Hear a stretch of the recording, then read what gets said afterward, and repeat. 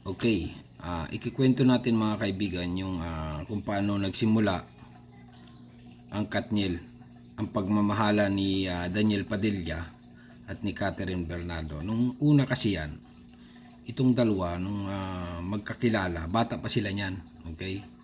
Ngayon, nung makita ito ni Daniel, si Catherine dati, ay pinakilala ito nung isang kaibigan. Okay, kaibigan na lang.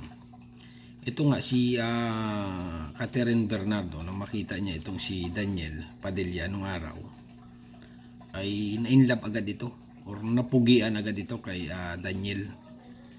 Ganon din naman si Daniel kay Catherine. Nung makita niya dito si Catherine Bernardo nung araw, ay kumislap ang mata ni Daniel at na-inlove agad dito kay Catherine Bernardo. Okay? At nung parang bagay nga sila, pinagsama sila. Okay? Pinagsama sila sa isang teleserye nung araw.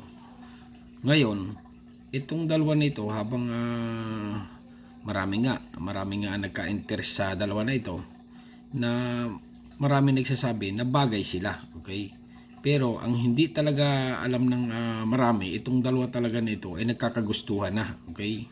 Kasi nga mahilig ito magkulitan sa set, okay, sa mga taping. Tapos nung tumagal, nabalitaan na lang itong dalawa na ito ay parang naging sila na, okay? Ganun kabilis ang pagmamahala ni Daniel at ni Catherine nung araw, okay? Kaya nabuo yung Katniel, kasi nga itong si Daniel, feeling niya dito nung kay Catherine ay siya na yung forever ni forever love niya. Ganon din naman si Catherine kay Daniel. Hindi nang tumagal ay maraming ng mga fans ang lalong nagka-interest dito sa pagmamahala nila at umabot nga ng 11 years, okay, na nagmahalan sila.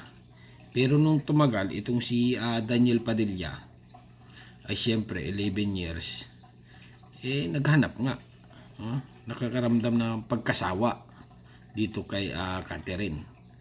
At si yun na nga, dito na pumasok yung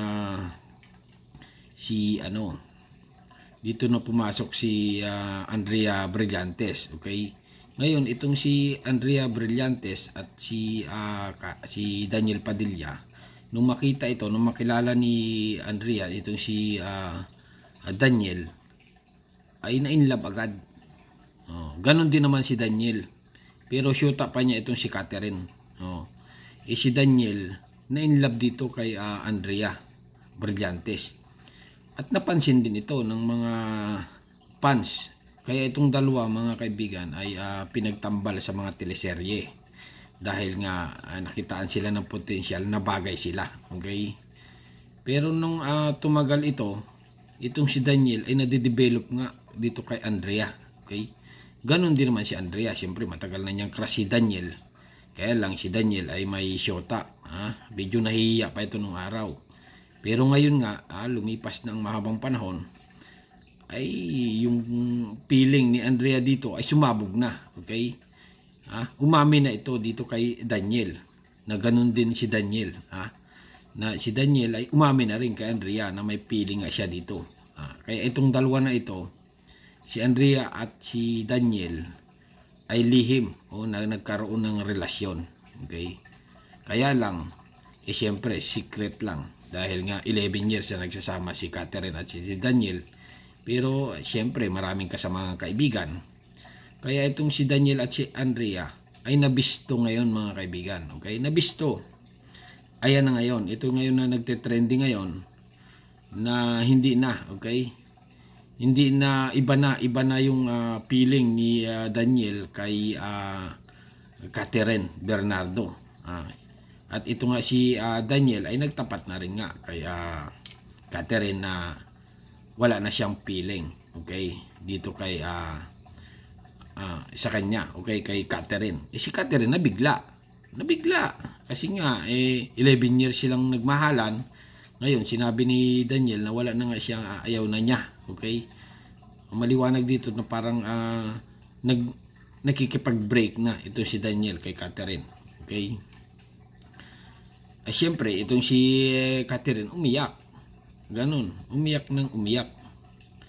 At yun na nga, talagang wala na magagawa, wala nang feeling kasi nga yung feeling ni Daniel Padilla nalipat na kay Andrea Brillantes. Pero ito si Andrea ay pinakita din niya na gustong gusto talaga niya itong si Daniel. Kaya itong dalawa nito ay laging magkasama. Na matagal na nga rin, kaya lang hindi ipinapalam sa publiko na nag-break na rin talaga si Daniel at si Catherine. At itong si Daniel nga at si Andrea ngayon ay magkarelasyon na. Okay? Kaya itong mga balibalita na lumalabas na itong si Andrea Brillantes at si Daniel ay magsyota, ay tutunay talaga yan. Okay? Tunay. Pero yung itong balita pa na si Catherine at si Daniel hiwalay na, ay hiwalay na talaga. Yan ang tunay. Okay?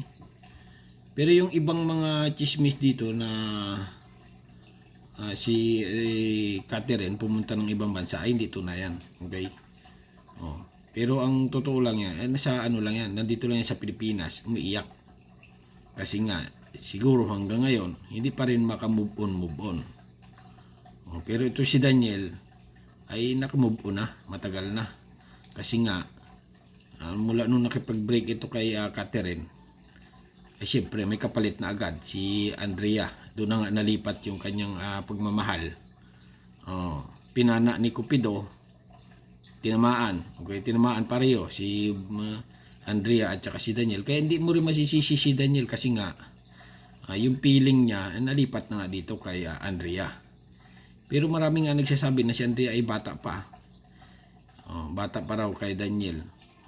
Pero okay lang naman yun kasi nga marami namang ganyan.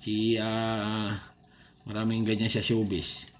Kahit bata pa, ay pwede rin naman pumatol sa matanda. Hindi naman masyadong matanda si Daniel kasi halos parang magkasing edad lang sila. Kaya yung mga drama series nila na mapapanood mo, Daniel at saka si Andrea, ay kikiligin ka rin. Kasi nga bagay din sila. Pero kaya lang maraming mga fans itong Katniel wala na nga magagawa kasi nga si Daniel yun nga ang gusto na ngayon si Andrea. Okay, kaya yung break nila ni Daniel Padilla at ni Catherine ay tunayan. Okay, itong relasyon naman ni Daniel at ni Andrea ay tunay rin yan. Yan talaga ang mga nangyayari sa showbiz ngayon. Okay, hanggang dito na lang mga kaibigan at may kwento lang ito dito sa pagmamahalan ni Katniel at kung saan nagsimula, ayan na talaga ang tunay na nangyari. Alright, hanggang dito na lang at subscribe na channel Don't forget comment. Thank you.